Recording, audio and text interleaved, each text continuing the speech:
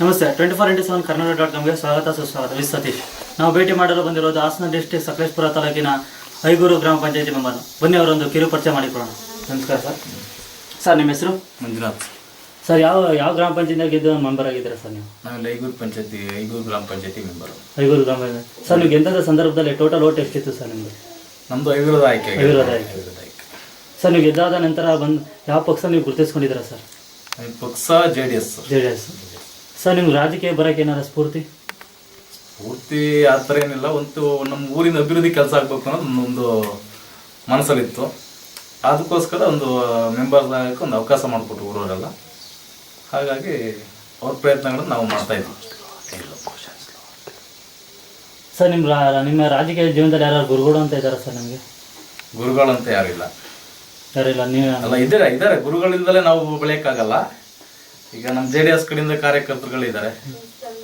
ನಮಗೆ ದೇವೇಗೌಡರು ಪಕ್ಕ.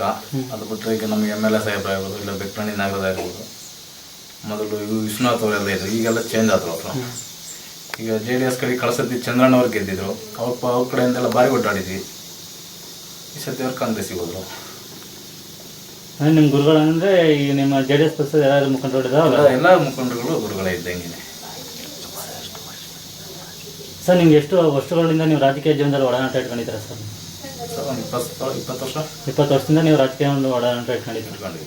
ಸರ್ ನಿಮ್ಮ ಫ್ಯಾಮಿಲಿ ನೀವೇ ಮೊದಲನೇ ಬಾರಿ ರಾಜಕೀಯ ಪ್ರವೇಶ ಮಾಡಿದ್ರಾ, ಇಲ್ಲ ಇನ್ನೂ ಯಾರು ಇದ್ರ? ನಮ್ಮ ಚಿಗಮ್ಮ ಆಗಿದ್ರು ಫಸ್ಟು.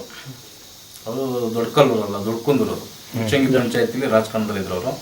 ಅವಾಗೆಲ್ಲ ನಾವು ಪ್ರಯತ್ನಗಳು ಮಾಡಿದ್ದೇವೆ ಅವ್ರು ಗೆಲ್ಸಕ್ಕೆ ಮಾಡೋಕ್ಕೆಲ್ಲ. ಅವ್ರು ಬಿಟ್ಟ ನಂತರ ಈಗ ನಮ್ಮ ಫ್ಯಾಮಿಲಿ ಒಳಗೆ ನಾನೇ ಈಗ ರಾಜಕಾರಣದಲ್ಲಿ ಇರೋದು. ನಿಮ್ಮ ಫ್ಯಾಮಿಲಿ ನೀವೇ ಮೊದಲನೇ? ನಾನೇ ಇರೋದು. ಸರ್ ನಿಮ್ಮ ಊರಿನಲ್ಲಿ ಏನೇನು ಅಭಿವೃದ್ಧಿ ಕೆಲಸ ಕಾರ್ಯಗಳು ಮಾಡಿದ್ದೀರಾ ಸರ್? ನಾವು ಪೈಪ್ ಲೈನ್ಗಳು ಕೆಲಸಕ್ಕೆ ಸಣ್ಣ ಪುಟ್ಟವರು ಮಾಡಿದ್ವಿ. ದೊಡ್ಡ ಕೆಲಸ ಅಂತಂದರೆ ಜಿಲ್ಲಾ ಪಂಚಾಯತಿಯಿಂದ MLA ಫಂಡ್ಸಿಂದ ಆಗಿದೆ. ರೋಡಿನ ಕೆಲಸಗಳಾಗಿದೆ. ನಮ್ಮ ಕೆಲಸ ಅಂತ ನಮ್ಮ ಪಂಚಾಯತಿ ಕಡೆಯಿಂದ ಮಾಡಿರೋಂಥದ್ದು ಉದ್ಯೋಗ ಖಾತ್ರಿಗಳು ಬಾವಿಗಳು ಮಾಡಿದ್ವಿ. 1-2 ಬಾವಿ ಮಾಡಿದ್ವಿ. ಮತ್ತು ದೇವಸ್ಥಾನ ಹತ್ರ ಸಮತಟ್ಟುಗಳು ಮಾಡಿದ್ವಿ, ತಡೆಗೋಡೆಗಳು ಮಾಡಿದ್ವಿ.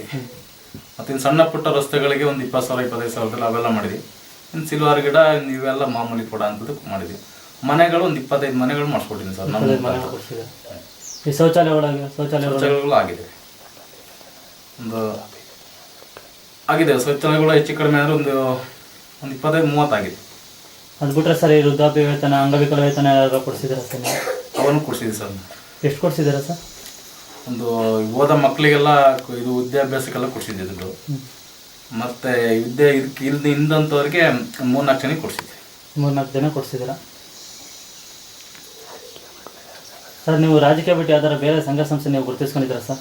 ಯಾವ ಸಂಘ ಸಂಸ್ಥೆ ಇಲ್ಲ ಸರ್. ಇದೇ ರೀತಿ ರಾಜಕೀಯದಲ್ಲಿ ಇನ್ನೂ ತಾಲೂಕು ಮಟ್ಟ ಅಥವಾ ಜಿಲ್ಲಾ ಮಟ್ಟದಲ್ಲಿ ಏನೋ ಸ್ಪರ್ಧೆ ಮಾಡಬೇಕು ಅಂತ ಅಂದ್ಕೊಂಡಿದ್ದೀರಾ ಸರ್? ನೋಡಬೇಕು, ಅವಕಾಶ ಸಿಕ್ಕಿದ್ರೆ ಸ್ಪರ್ಧೆಗೆ ಇದೀವಿ ಅಂತ ಒಂದು ಮಾಡಬೇಕು ಅಂತ ಮುಂದೆ ಇದೀವಿ. ಹಾಂ ಸರ್. ಯಾವುದಕ್ಕೆ ಮಾಡೋಣ ಅಂತ ಅಂದ್ಕೊಂಡಿದ್ದೀರಾ ಸರ್? ನೆಕ್ಸ್ಟ್ ಅಂದರೆ ಜಿಲ್ಲಾ ಪಂಚಾಯತ್, ತಾಲೂಕು ಪಂಚಾಯತ್ ಸ್ಪರ್ಧೆ ಮಾಡೋಣ ಅಂತ ಅಂದ್ಕೊಂಡಿದ್ದೀರಾ ಸರ್? ಸರ್ ನಿಮ್ಮ ಗ್ರಾಮದಲ್ಲಿ ಅತಿ ಹೆಚ್ಚಾಗಿ ಸಮಸ್ಯೆಗಳು ಯಾವ್ಯಾವ ತುಂಬ ಕಾಡ್ತಿರೋದಂಥದ್ದು ಸರ್? ನಮಗೆ ನೀರಿಂದ ಸಮಸ್ಯೆ ಒಂದು. ಹಾಂ. ನೀರಿಂದು ರಸ್ತೆದು ಮೇಯ್ನು ನೀರಿಂದ ಸಮಸ್ಯೆ. ಈಗ ನೀರಿನ ಸಮಸ್ಯೆ ತುಂಬ ಇದೆ ಸರ್. ತುಂಬ ಇದೆ ಸರ್. ಅದನ್ನು ತಡೆಗಟ್ಟಲು ಯಾವ್ದಾದ್ರು ಕ್ರಮಗಳೇನಾದ್ರು ಅಭಿವೃದ್ಧಿ ಆಗಿದೆ? ಅದು ಎಲ್ಲ ಅರ್ಧಂಬರ್ಧ ಆಗಿದೆ. ಈಗ ಬಾವಿ ಕೆಲಸ ಆಗಿದೆ, ಪೈಪ್ ಲೈನ್ ಆಗಿದೆ, ಅಲ್ಲೆಲ್ಲ ಸ್ಟಾಪ್ ಆಗಿದೆ. ಅದು ಇನ್ನೂ ಕಂಪ್ಲೀಟ್ ಆದರೆ ಹೆಚ್ಚು ಕಡಿಮೆ ಪೂರ್ಣ ಆಗ್ಬೋದು ಸರ್. ಮುಖ್ಯವಾಗಿ ನಿಮ್ಮ ಗ್ರಾಮದಲ್ಲಿ ಏನಾದ್ರು ಬದಲಾವಣೆ ತರಬೇಕು ಅಂತ ಅಂದ್ಕೊಂಡಿದ್ದೀರಾ ಸರ್? ಅದು ಅಭಿವೃದ್ಧಿಲಿ ಅದೇ ಈಗ ನಮಗೆ ಒಳ್ಳೇದಾಗಿ ಕೆಲಸ ಆಗ್ಬೇಕು ಅನ್ನೋದಕ್ಕೆ ನಾವು ಪ್ರಯತ್ನಗಳು ಮಾಡ್ತೀವಿ. ಸಾಧ್ಯಗಳು ಆಗ್ತಾಯಿಲ್ಲ. ಒಟ್ಟಾರೆ ಹೇಳ್ಬೇಕು, ನಾವು ತಮ್ಮ ಗ್ರಾಮ ಒಂದು ಮಾದರಿ ಗ್ರಾಮ ಮಾಡಬೇಕು ಅಂತ ಒಂದು ಆಸೆ ಇಟ್ಕೊಂಡಿದ್ದೀರಾ ಸರ್? ರಸ್ತೆಗಳಾಗಿರ್ಬೋದು, ಬೇರೆ ಇದು ಆಗಿರ್ಬೋದು, ಕುಡಿಯೋ ನೀರಿಂದ ಆಗಿಲ್ಲ, ಅದೇ ಪ್ರಯತ್ನ ಮಾಡಿದ್ವಿ. ಈಗ ಚಂದ್ರಣ್ಣವ್ರ ಕಡೆಯಿಂದ ಜಿಲ್ಲಾ ಪಂಚಾಯತಿಂದ ಪೈಪ್ ಲೈನ್ ಎಲ್ಲ ಆಗಿದೆ.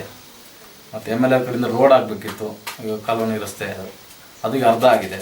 ಇನ್ನೂ ಅದು ಪೂರ್ಣ ಆಗಬೇಕು ಅನ್ನೋದು ಒಂದು ಆಸೆ ನಮಗೆ ಸರ್. ನಿಮ್ಮ ಗ್ರಾಮದ ಜನತೆ ಯಾವ ರೀತಿ ಬಂದು ಅವ್ರಿಗೆ ಸಮಸ್ಯೆಗಳು ನಿಮ್ಮ ಹತ್ರ ಹೇಳ್ಕೊತಾರೆ? ಒಂದು ಫೋನ್ ಮಾಡ್ತಾರಾ, ಇಲ್ಲ ಮನೆ ಹತ್ರನೇ ಬರ್ತಿರ್ತಾರ?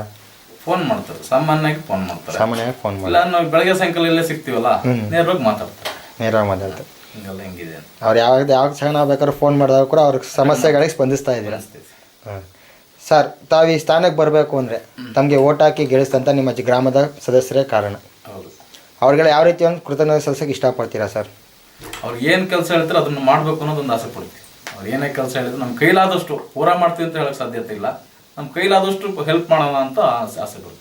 ಒಟ್ಟಾರೆ ಹೇಳ್ಬೇಕು ಅಂದರೆ ಕೆಲಸ ಕಾರ್ಯಗಳು ಮಾಡೋ ಮುಖಾಂತರವಾಗಿ ಅವ್ರಿಗೆಲ್ಲ ಕೃತಜ್ಞತೆ ಸಲ್ಲಿಸಬೇಕು ಅಂತ ಅಂದ್ಕೊಂಡಿದ್ದೀರಾ ಸರ್. ಸರ್ ಹಾಗೆ ನಿಮ್ಮ ಉಳಿದ ಗ್ರಾಮ ಪಂಚಾಯತಿ ಸದಸ್ಯರು ಏನಿದ್ದಾರೆ ಅವ್ರಿಗೆ ಯಾವ ರೀತಿ ಒಂದು ಕಿವಿ ಮಾತು ಹೇಳೋಕ್ಕೆ ಇಷ್ಟಪಡ್ತೀರಾ ಸರ್? ಎಲ್ಲರೂ ಒಂದೇ ಆಗಿ ಹುಟ್ಕೊಂಡು ಚೆನ್ನಾಗಿ ಕೆಲಸ ಮಾಡ್ಕೊಂಡು ಹೋಗ್ಬೇಕು ಅನ್ನೋದೇ ನಮ್ಮ ಆಸೆ. ಎಲ್ಲರಿಗೂ ಹೇಳೋದು ನಾವು ಅಷ್ಟೇ, ಎಲ್ಲರೂ ಸಮಾನಯುತವಾಗಿ ಹೋಗೋಣ ಅಂತ. ಒಬ್ರು ಆ ಕಡೆ ಹೇಳಿದ್ರೆ ಒಬ್ರು ಈ ಕಡೆ ಎಳಿತಾರೆ, ಮಧ್ಯದಲ್ಲಿ ಇದ್ದೇ ಇರುತ್ತೆ. ಪಂಚಾಯತಿ ಅಂದಮೇಲೆ ಅವೆಲ್ಲ ಇದ್ದೇ ಇರುತ್ತೆ. ಅದ್ರ ಜೊತೆ ಆದ್ರೂ ಹೊಂದ್ಕೊಂಡು ಹೋಗೋಣ ಅಂತ ಎಲ್ಲ ಮಾತಾಡ್ಕೊಂಡು ಒಟ್ಟಿಗೆ ಸೇರ್ಕೊಂಡು ಹೋಗ್ತೀವಿ. ಒಟ್ಟಾರೆ ಹೇಳ್ಬೇಕು ಅಂದರೆ ಎಲ್ಲರೂ ಅಭಿವೃದ್ಧಿ ದೃಷ್ಟಿಯಲ್ಲಿ ಜೊತೆಯಾಗಿರೋಣ ಅಂತ ಹೇಳೋಕ್ಕೆ ಇಷ್ಟಪಡ್ತೀರಾ ಸರ್? ಸರ್ ಇದೇ ರೀತಿ ಇನ್ನೂ ಅತಿ ಹೆಚ್ಚು ಅಭಿವೃದ್ಧಿ ಕೆಲಸ ಕಾರ್ಯಗಳು ತಮ್ಮ ಕಡೆಯಿಂದ ಆಗಲಿ ಅಂತ ಆಶಿಸ್ತಾ ಇಷ್ಟೊತ್ತು ಕಾಲ ನಮ್ಮ ಜೊತೆ ನಿಮ್ಮ ಮನದಾಳದ ಮಾತುಗಳನ್ನು ಹಂಚ್ಕೊಂಡಿದ್ದಕ್ಕೆ ತುಂಬ ಧನ್ಯವಾದಗಳು. ನಮಸ್ಕಾರ ಸರ್.